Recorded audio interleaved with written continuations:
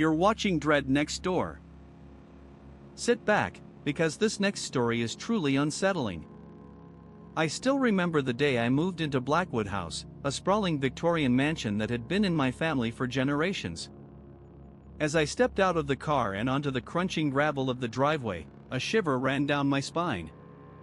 The trees surrounding the house seemed to loom over me, their branches like skeletal fingers reaching out to snatch me back.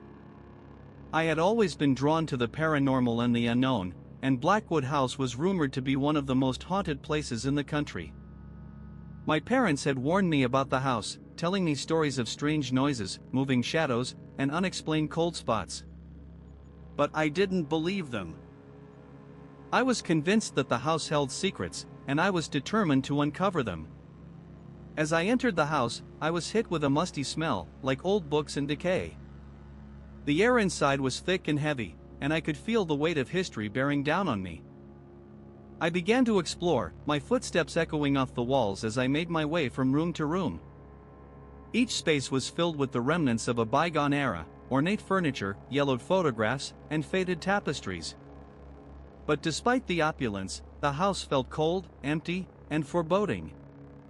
I spent the first few days settling in, trying to get used to the creaks and groans of the old house. But as the nights drew in, I started to feel a presence around me. At first, it was just a faint whisper in my ear, a soft rustling of clothes, or the faint scent of perfume. I tried to brush it off as my imagination, but deep down, I knew that something was amiss. One night, I woke up to the sound of footsteps outside my room. They were light, cautious steps, as if someone was trying not to be heard. I lay there, frozen, as the footsteps moved closer and closer, until they stopped right outside my door. And then, the door creaked open. I saw a figure standing in the doorway, shrouded in shadows. It was tall, imposing, and seemed to be watching me with an unblinking gaze. I tried to scream, but my voice was caught in my throat. The figure didn't move, didn't speak. It just stood there, looking at me with an unspeakable malevolence. And then, as suddenly as it had appeared, it vanished.